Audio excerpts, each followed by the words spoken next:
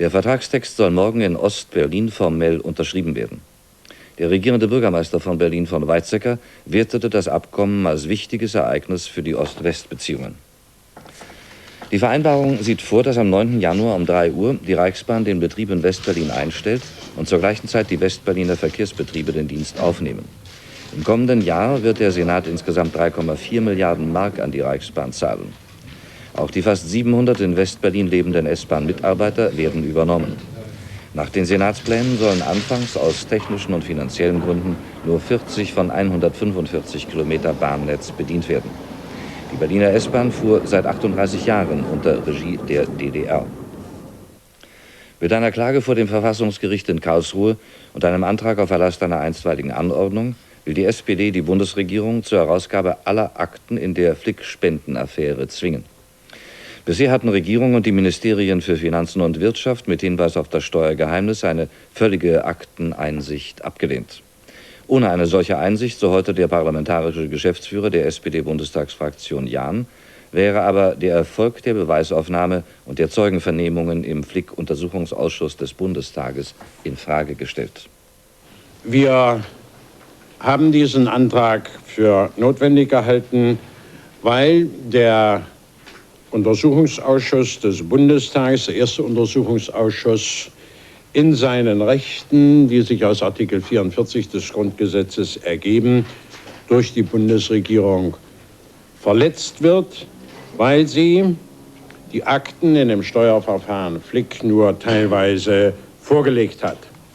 Darf das Verfassungsorgan Bundesregierung gegenüber dem Verfassungsorgan Bundestag mehr Rechte für sich in Anspruch nehmen und die Rechte des Bundestages auf diese Weise einschränken. Die CDU-CSU hat die Klage der SPD zur Flick-Affäre begrüßt. Ihr Obmann im Bundestagsausschuss Schröder sagte in Bonn, die Verfassungsklage bietet den Richtern Gelegenheit, sich zur Bedeutung des Steuergeheimnisses als dem ältesten Datenschutzrecht zu äußern. Mit einem Generalstreik haben die Moslems in Sidon und anderen Orten des Südlibanon heute auf die Verhaftung mehrerer ihrer Führer durch die israelische Besatzungsmacht geantwortet. Geschäfte blieben geschlossen, in den Moscheen fanden Sitzstreik statt. Die Israelis sehen sich im Südlibanon in jüngster Zeit einem wachsenden Widerstand gegenüber, der zunächst auf die militanteren Schiiten begrenzt war, jetzt aber auch die Sunniten erfasst. Das Hauptquartier der US-Soldaten in Beirut, seit dem Anschlag vom 23. Oktober, bei dem 241 Marineinfanteristen getötet wurden, sind die Sicherheitsmaßnahmen verstärkt worden. Ein Untersuchungsbericht des US-Verteidigungsministeriums, der gestern veröffentlicht worden ist, stellt allerdings fest, dass sie immer noch nicht ausreichen. Nach dem Bericht haben die Fehler der Kommandeure, der Geheimdienste und der Politiker das Attentat mit ermöglicht. In den USA wächst die Kritik an der Stationierung der 1800 Soldaten im Libanon.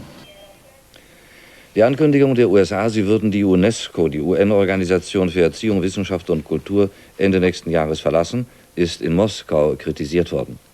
Es sei nicht das erste Mal, so schrieb die sowjetische Nachrichtenagentur TASS, dass die Amerikaner versuchten, die UNESCO zu erpressen. Ihnen gefalle offensichtlich die Kritik der Organisation an ihren Verbündeten Israel und Südafrika nicht.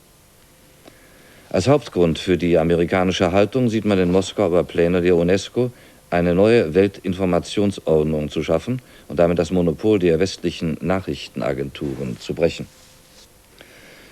Prinzessin Caroline von Monaco hat heute den italienischen Geschäftsmann Stefano Casiraghi geheiratet. Sie wurden im Spiegelsaal des Schlosses im engsten Familien- und Freundeskreis standesamtlich getraut. Für Prinzessin Caroline ist es die zweite Ehe.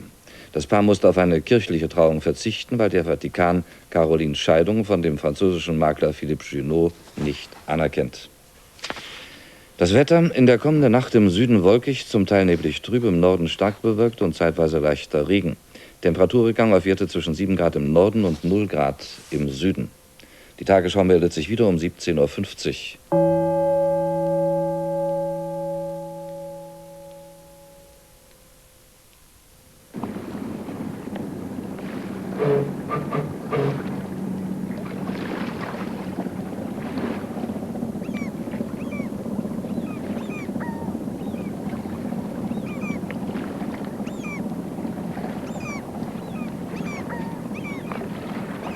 Musik